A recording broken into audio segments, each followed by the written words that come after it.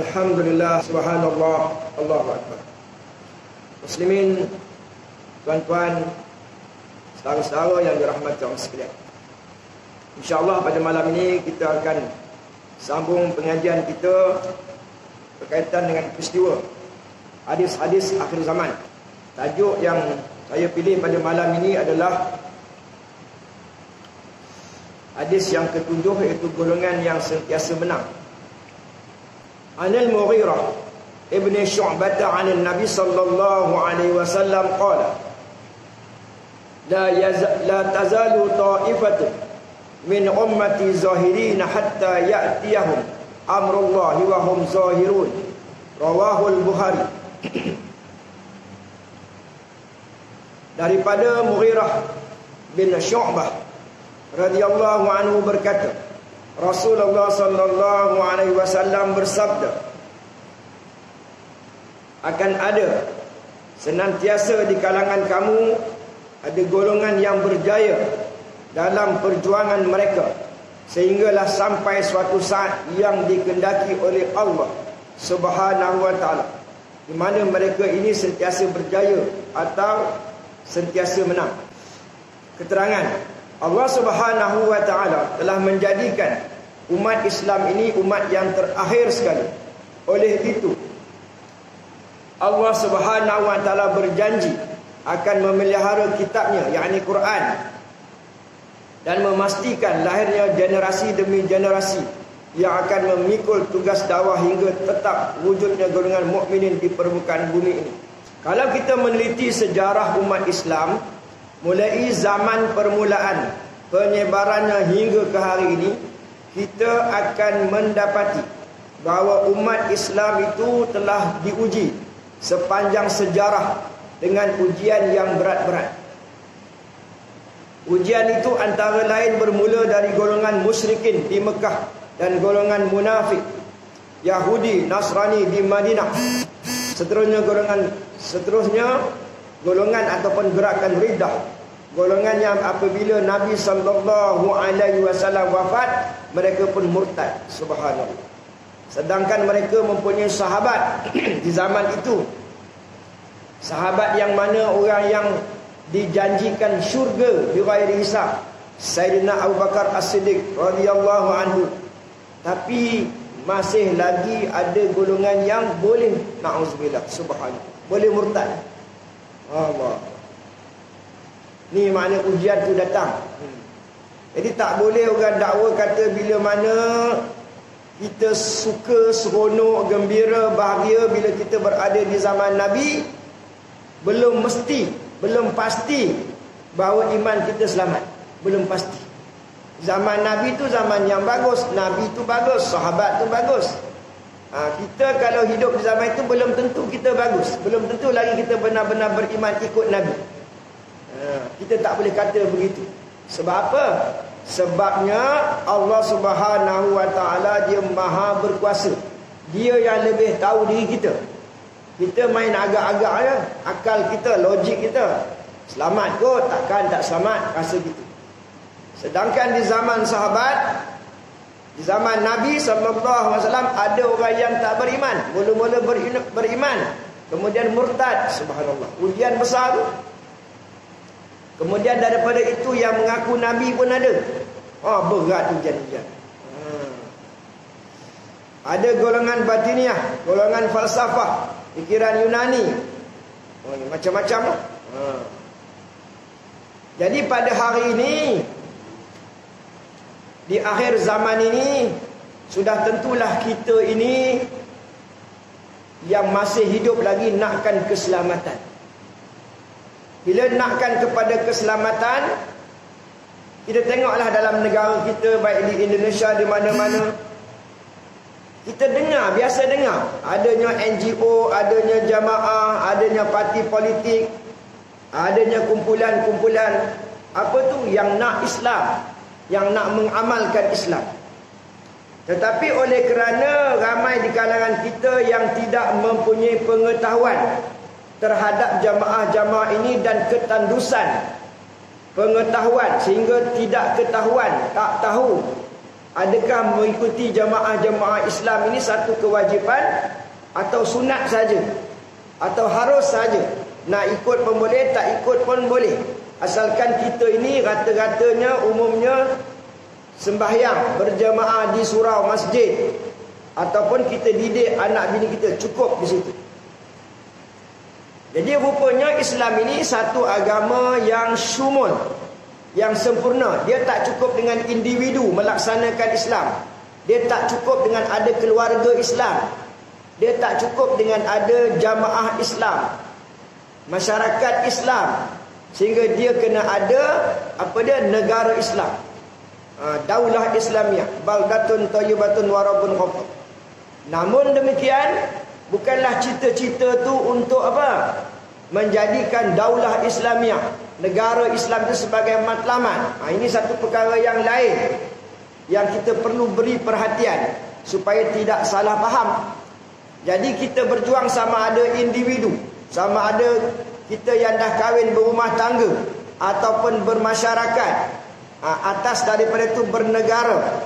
Kita berjuang, bekerja, berjuang. Ni bekerja lah, hidup lah. Apa benda yang kita buat ni? Ambil jawapan saya insyaAllah. Jawapan yang mudah.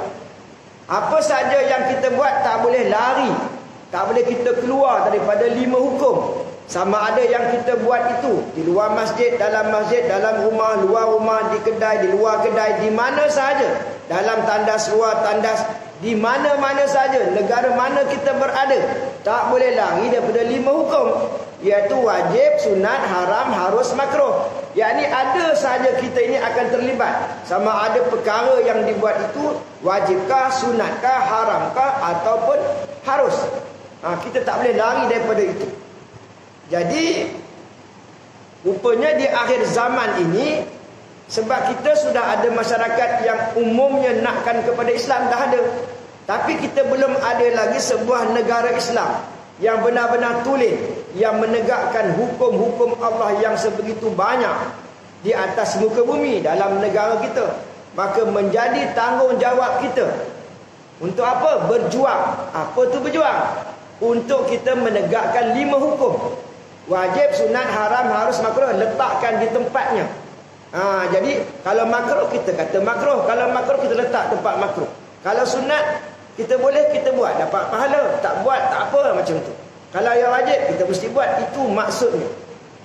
Jadi dengan bahasa lain, bila kita menegakkan hukum yang 5, kita sedang mengusahakan mengelakkan diri kita, keluarga kita, masyarakat kita daripada melakukan dosa, daripada terjebak dengan dosa. Mengelak masyarakat, usaha supaya elak daripada melakukan perkara-perkara yang melanggar syariat. Jadi Allahumma salli ala sayyidina Muhammad. Jadi di akhir zaman disebut bahawa la tazalu ta'ifatun min ummati zahirin hatta ya'tiyahum amrullah wa hum zahirun. Di akhir zaman ni akan ada satu kumpulan, satu jamaah. Mana kita kena ambil tahu. Ada jamaah ni dia nak memperjuangkan Islam. Bukan saja dia memperjuangkan Islam, dia ni senantiasa menang, senantiasa berjaya. Walaupun pada lahiriahnya jamaah ini, kumpulan ini, sama ada dia ditindas, sama ada dia disisihkan, tapi dia boleh melepasi. Ujian tu Allah yang bagi. Sama ada daripada masyarakat, sama ada daripada individu, sama ada daripada pemerintah, sama ada daripada kerajaan, daripada syaitan, daripada siapa saja yang nak memudaratkan jamaah ini. Tetapi oleh kerana jamaah di akhir zaman ini dijanjikan bahawa mereka tidak akan dimudaratkan, mereka akan terus sehingga mereka hatta ya'tiyahum amrullah. Ditafsirkan sehingga datangnya ketentuan Allah itu antara lain, iaitu mereka dianugerahkan dengan daulah, dengan kuasa politik ataupun kuasa negara mereka ini. Jadi tentulah ada ciri-ciri mereka. Jadi kita ni menjadi tanggungjawab atau sudah menjadi hukum wajib aradi namanya, wajib yang mendatang, untuk mencari jamaah kebenaran, untuk memastikan diri kita ini selamat di dunia dan juga di akhirat. Maknanya Bukanlah maknanya dihadkan kita ini sebagaimana kita faham, cukuplah aku sekadar ini. Datang ke masjid sekali-sekala jika mampu, belajar ilmu, menuntut ilmu sekiranya aku mampu, dan buat kerja harian, berniaga sendiri-sendirilah. Masing-masing nak hidup, pandai-pandailah kalau nak hidup. Maka berjamaah di masjid surau memadai. Rupanya tidak. Kenapa tidak? Kita kena bersama-sama dengan pemimpin. Bila kata ada jamaah kebenaran, jamaah yang dijanjikan, maka di sana ada pemimpin yang dijanjikan, yang diisyaratkan, di mana kedatangan adanya pemimpin tersebut sebagaimana seumpama kedatangan Nabi dan Rasul. Walaupun pemimpin tersebut bukannya Nabi, bukannya Rasul, tetapi dia bawa kebenaran. Kebenaran sebagaimana Nabi bawa, maka sudah menjadi wajib alani untuk kita mencarinya. Mencarinya sampai dapat, dan kita menyertainya. Sampai tahap tu. Jadi di tahap itu ramailah yang tidak faham. Sebab kita masih lagi kuat berpegang nak cari apa. Jadi masing-masing mengikut keyakinan. Ada yang join kalau di Malaysia ini jamaah tablighnya, berdakwah-dakwah, ajak orang buat baik, ajak orang masuk Islam. Ada yang jamaah macam-macam lah. Nak pergi abim ke, PAS ke, apa-apa saja jamaah lah. Yang dia yakin jamaah itu adalah merupakan wadah, satu tempat untuk berjuang melaksanakan hukum hakam Islam di dalamnya. Maka bolehlah. Apa yang boleh? Kita menyertai mana-mana jamaah, mana-mana parti, mana-mana NGO yang kita rasa ni jamaah ni buat kerja Islam ni, bagus ni, kita pun join. Boleh tak? Boleh. Hukumnya harus sahaja mengikut pertimbangan akal pemikiran kita. Tetapi hadis tadi menyebutkan bahawa akan ada. Tak kiralah di luar negara, di mana-mana saja. Bila kita dengar hadis ni, kita kena ambil tahu. Cakna, kita kena alert. Di akhir zaman ada jamaah kebenaran. Di mana jamaah kebenaran, kena tahulah, kena ambil tahu. Kena baca hadis, kena tanya. Walaupun kita tahu ni zaman fitnah, zaman orang yang caca merba, di mana ulamanya, ustaznya, tuan gurunya, motivatornya, da'inya berselisih pendapat sehingga ke satu tahap yang kritikal. Tak boleh selesai masalah. Kita ambil contoh sekarang ni masalah pandemik COVID-19. Sudah yang ni bagi pendapat ni, ulama-ulama yang bagi fatwa ni bukan calang-calang punya ulama status dunia dan pakar-pakar perubatan, bidang dia, keahlian dia yang bagi tahu bahawa kita kena berjarak sekian, kena pakai mask dan sebagainya. Tetapi ada pula ulama-ulama lain pula menyanggah. Dulu ikut, sekarang ni sanggah. Keluarkan dalil-dalil, keluarkan hujah. Sudah ada kesedaran, ni tak boleh jadi ni. Datang pula maklumat lain bahawa ini merupakan agenda Amerika. Dia orang nak buat apa? New World Order, di mana mereka boleh dengan izin Allah Subhanahu Wa Taala kontrol semua orang-orang Islam ni. Semua kontrol orang Islam ni ikut cara mereka. Sehingga kita boleh bersuara, boleh berbincang, boleh bermuzakarah, tapi tindakan tak boleh. Barang siapa nak, contohnya di masjid sudah ditetapkan SOP-nya, kena berjarak sekian-sekian meter. Tiba kita kata, penceramah itu kata, ustaz itu kata, tak ikut sekarang macam ni, gini-gini. Walaupun dia ustaz, walaupun dia motivator, walaupun dia agak terkenal, kita ragu-ragu nak ikut. Seorang kena bayar 1,000, 10 orang 10,000. Jadi kata baik, tak payahlah, kita buat macam sedia ada. Jadi di sinilah menunjukkan siapa dia pemimpin yang akan menyelesaikan masalah secara tuntas, secara tepat. Jadi mereka merujuklah hal keadaan COVID-19 ini kepada wali-wali yang dia percaya itu wali. Maka wali itu kata, ini bukan suruh berpegang, tapi dia kata, kita tunggulah Imamul Mahdi. Tuan-tuan yang dirahmati Allah sekalian, kalau tunggu Imamul Mahdi, maknanya kita akan tunggu kurang lebih menurut jangkaan akal cara biasa berfikir ni, mau 5-6 tahun lagi. Jadi lamanya kita akan terseksa dengan keadaan yang macam ini. Jadi bila kita baca hadis berkaitan dengan jamaah kebenaran ini diterajui oleh seorang. Kita kaji lah tu, belajar hadis. Bukan baca buku novel, bukan baca buku biasa-biasa. Jadi tentulah ada orang yang diberi faham. Macam negara kita Indonesia di mana? Dalam banyak-banyak Indonesia tu ada tak orang yang paling baik? Adalah, tinggal lagi kita tahu ke tak tahu. Di Malaysia ni ada tak orang yang paling baik? Adalah. Sebab dia ada numbering, number dia. Tapi masalah kita tahu ke siapa orangnya. Jadi ikut keyakinan kita. Kita agak dia ni, kita pun ikut dia. Kita agak dia ni, tuan guru ni, kita pun ikut dia. Masing-masing punya penilaian. Tetapi menurut ilmu di sisi Allah SWT sudah ada. Ini contohnya jemaah kebenaran ini. Jadi bila dah sampai masanya yang pertama, ini kita bocor rahsia ni.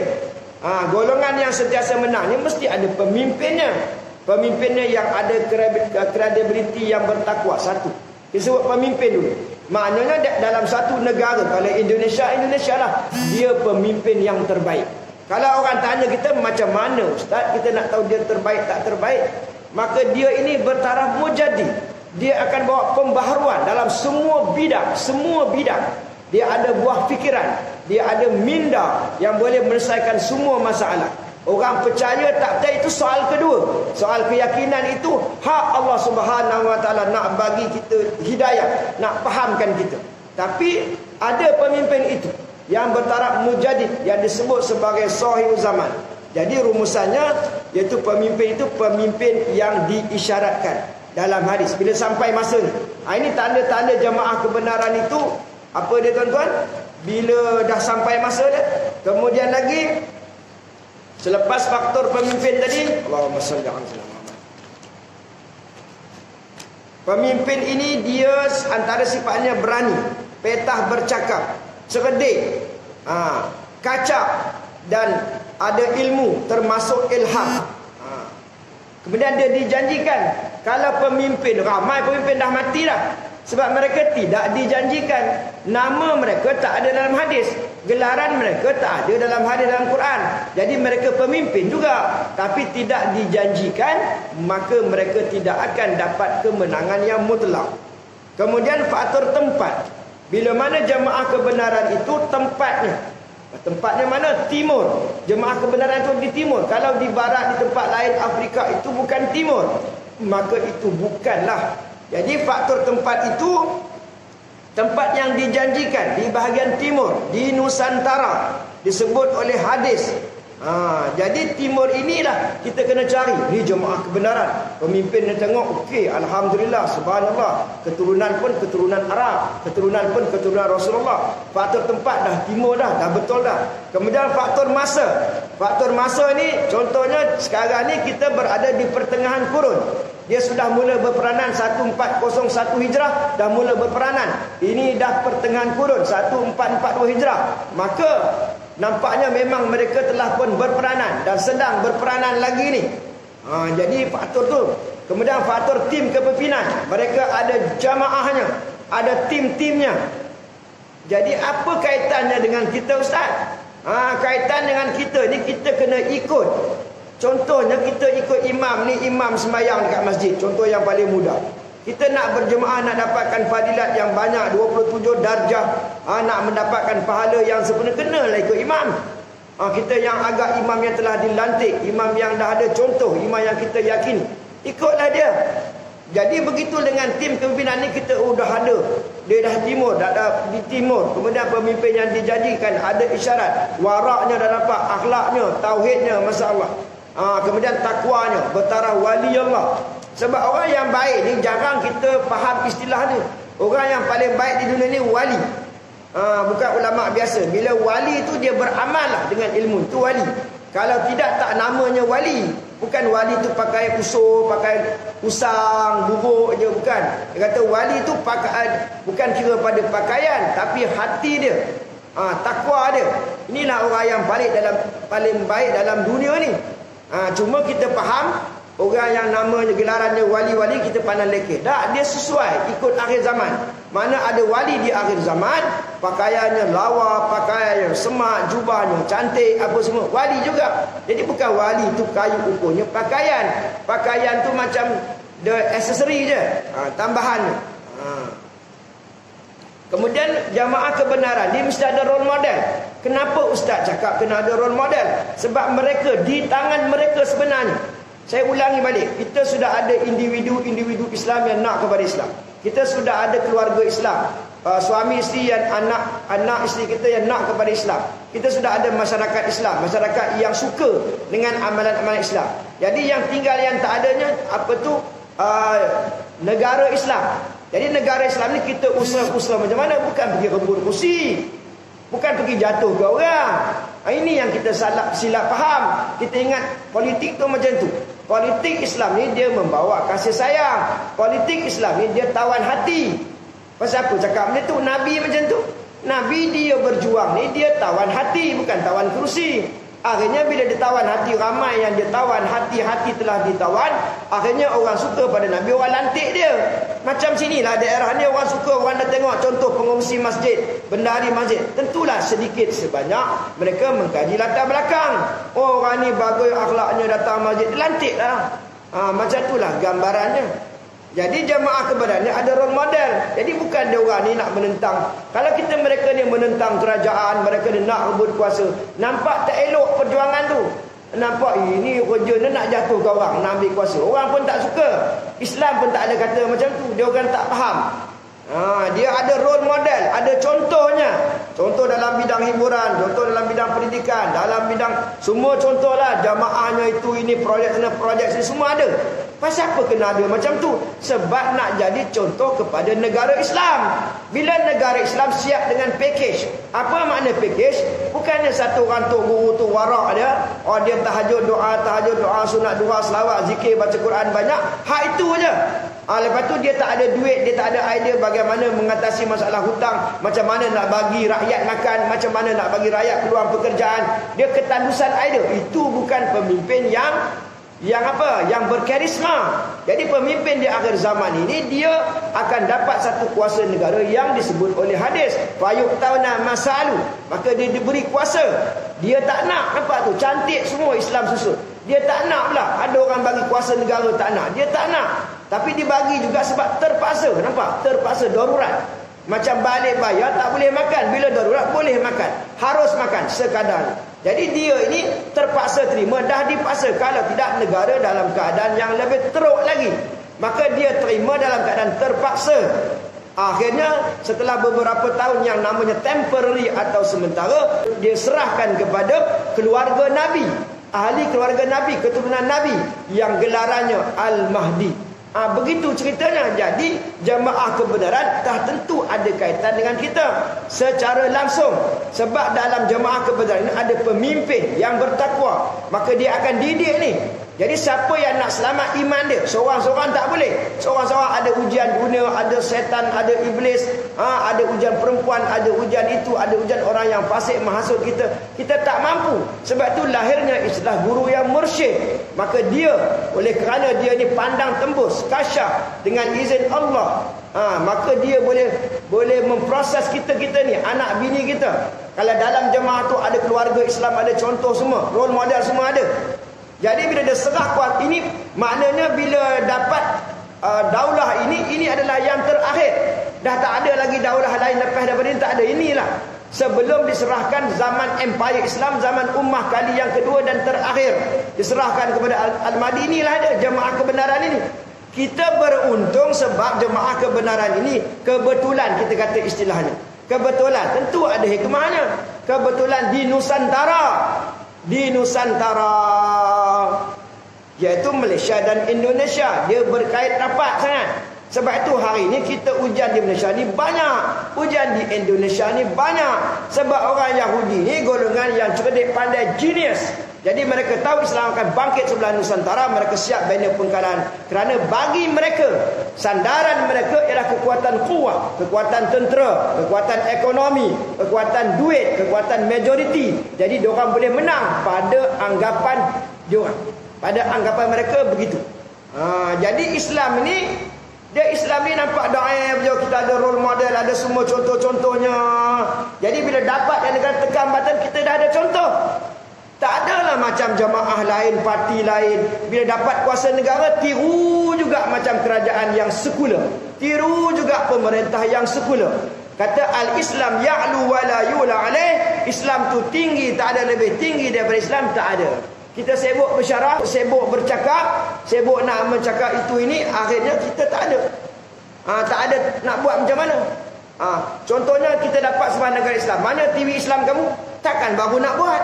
Semua mata memandang. Mana ekonomi dan sebagainya. Jadi, dan cara lagi apabila sudah sampai ke muncak kezaliman, iaitu apabila jamaah ini sudah ada ke muncak kezaliman. Di mana kezaliman ni makna maksiatnya bermaharaja lela, dosanya, kezalimannya, rasuahnya. Jadi kita tidak tujukan pada siapa-siapa. Maksudnya di sini ialah siapa yang jahat, jahatlah dia. Siapa yang zalim, zalimlah dia. Aku tak kata orang ni, aku tak kata ABC. Ini kita cakap umum. Jadi masing-masing orang akan muhasabah diri dia. Dan kita sebagai rakyat Malaysia atau di mana-mana rakyat dalam mana-mana negara, kita yang faham ni, yang faham kebenaran ini, kita akan apa? Doakan orang yang berdosa, kita dakwahkan orang-orang yang bersalah. Jadi kita ada lagi ilmu tauhid yang terkininya. Kita tak boleh rasa lagi bagus daripada puak-puak yang jahat, orang-orang yang jahat itu. Sehingga diceritakan pada suatu ketika dulu, ada seorang Bani Israel, ada seorang yang abid, orang yang wataknya semayang, sehingga dia ibadatnya banyak. Bila dia berjalan, maka awan itu tutup kepala dia, melindungi dia. Dia boleh berjalan dengan tak kena panas terik matahari. Tiba-tiba ada seorang perempuan pelacur, penzina. Walaupun dia penzina, macam kita-kita lah kalau buat dosa apa rasa? Teruk benar aku ni, jahatnya aku ni. Penzina tu pelacur gitulah. Dia kata teruk sangat. Aku nampak macam orang alim tu. Maka aku nak dapatlah rahmat, kasih sayang, berkat dia sikit pun jadilah. Dia pun pergilah kepada orang alim tadi, yang ibadat tadi. Nampak tuan-tuan, ni untuk kita di akhir zaman ni. Tiba-tiba orang tu nyah dia. Nyah tu mana? Halau dia. Pergi kau daripada sini. Udah kaki maksiat nak kawan dengan aku pula. Tu gambaran. Maka dia pun pergilah. Tak lama lepas itu diwahyukan kepada Nabi SAW. Menurut riwayat itu, dibagi tahu bahawa pahala ibadah dia selama 40 tahun dibatalkan. Batal. Dipindahkan kepada penzina pelacur tadi, yang rasa hina diri, yang rasa banyak dosa, pindah kepada dia. Dan awan tak cukup dengan pahala, awan tu pun berpindah. Awan tu pun melindungi perempuan tadi. Ini maknanya perjuangan Islam dia package. Bukan saja kita kena banyak ibadah, tapi dalam masa yang sama hati sangat merasa humble, hati sangat tawaduk, hati sangat merasa tidak selamat, mengekalkan rasa-rasa kehambaan. Jadi sekarang ni tahun 2020, dan kita ni entah bila dah ramai dengar. Saya dengar kawan-kawan saya pun dah tak ada meninggal dunia, dah terlalu banyak, terlalu ramai lah. Kadang kita terkejut buatnya. Sebab kita tak sangka dia dah pergi dulu. Jadi giliran kita bila? Tak tahu bila kita akan berada di sana, di alam barzah, ditanya siapakah nama Tuhan kamu, Nabi kamu, agama kamu dan saudara-saudara kamu. Kita ni kadang-kadang, saya guna istilah kadang-kadang, kadang-kadang kita rasa kita banyak beramal, saudara-saudara kita ni kita peleceh dia orang. Kita sindir dia orang, kita perli dia orang. Kita anggap kita ni bagus sangat. Tak boleh macam tu. Kita nampak perbuatan tak bagus tu boleh. Nampak perbuatan ni tak kena, orang ni tak kena. Itu tak apa, dah memang nampak dari segi syariat. Lahiriahnya, luarannya nampak ada benda yang tak kena. Itu dah betul. Kita kesian dengan dia. Kita tegur dia baik-baik. Kita doakan yang baik-baik. Jadi itu yang namanya package. Semua sifat-sifat mahmudah, sifat-sifat yang terpuji kena ada dalam diri kita, tuan-tuan. Jadi dah sebut tadi pemimpin yang dijanjikan masa ni dah masa 1442 Hijrah ni, sudah masa lagi situasi keadaan dia. Masanya apa lagi? Subhanallah. Pendukungnya, ahli-ahlinya. Jadi terlibat dengan kita ni, ahli-ahli ni dia akan ditrain. Dia akan ditrain. Lepas tu kalau ada hutang-hutang diselesaikan, hutang-hutang mereka ni semua sudahlah. Rumah tangga diselesaikan. Jadi kalau tak boleh, kita je nampak hebat, kita je nampak tahajud, tiba-tiba isteri ni gagal menghayatinya. Menghayati macam mana? Isteri ni tak warah, isteri ni pun ada tinggal sembahyang, kita je boleh Sebab itulah nanti di akhirat diceritakan bahawa kita suami-suami ni cabut lari. Meninggalkan anak isteri, engkau, aku. Tahu takut. Jadi rupanya Islam tulen ini kita kena apa? Kita kena selamatkan diri kita. Qu anfusakum wa ahlikum nar. Jaga diri kamu, keluarga kamu, anak beranak kamu, semualah yang dekat-dekat semua, sehingga ke kepimpinan negara, sampaikan satu dunia ni. Ini yang namanya visi kita ni jauh. Kita tengok anak orang Islam. Tadi saya baru tengok apa diviralkan dekat WhatsApp tu. Ada kata, dia tanya, bang, apa ni boleh tak saya minta tolong sikit? Minta tolong apa tu? Boleh bagi makanan tak? Kami dah 3 hari tak makan. Kata yang wawancara dia pun tak makan. Dia pun tak makan. Jadi kita yang ada di negara kita tengok pun sedih. Kita panjangkan doa, ya Allah, aku ni makan sedap-sedap, makan itu, makan ini, silih berganti, berhidang macam-macam. Yang mereka ni lapar. Dia uji macam tu. Maka ya Allah, kau selamatkan mereka. Doa, rasa hati kita ni simpati dengan mereka itu juga kita dapat pahala. Kalau tidak, lakum dinukum waliyadin, engkau agama engkau, aku agama aku, dengan maksudnya engkau aku, lantak engkau. Siapa suruh tak usaha, nasib engkau lah. Aku pun susah. Dia tak boleh nak masuk syurga, bukan macam tu. Orang yang nak masuk syurga ni gambaran dia sangat-sangat luar biasa. Sangat-sangat luar biasa. Dia kena beramal tapi tak rasa beramal. Dia kena baik tapi dia rasa dia jahat. Subhanallah. Dia tak boleh rasa diri dia lebih baik daripada orang lain. Dia macam tu. Dia kena tolong orang, dia kena simpati dengan orang, dia kena doakan orang. Dahsyat. Orang yang berdosa dia kena kesian macam tu. Dia bukan maki hamun. Saya sendiri dulu ada masa jahil, masa brutal, masa tak faham agama tu, kira sedap bantai orang, sedap ngatur orang sana, ngatur orang sini. Macam kita ni bagus sangat. Sebenarnya tak boleh macam tu. Haram, tak boleh macam tu. Dalam kita menasihatkan orang, bukan makna kita lagi bagus. Cuma kita ada amanah ilmu, kita sampaikan. Mudah-mudahan mereka mendapat hidayah. Kita juga belum tentu selamat, walaupun nama kita Kasim Selamat.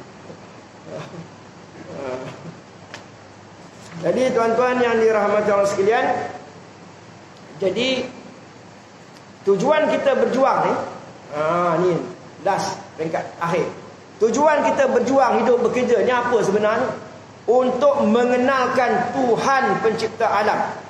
Kita nak kenal, sembang kita, lawak kita, bicara kita, sembang dengan kawan-kawan masa kita berjuang, masa kita dakwah ni, nak memperkenalkan Tuhan.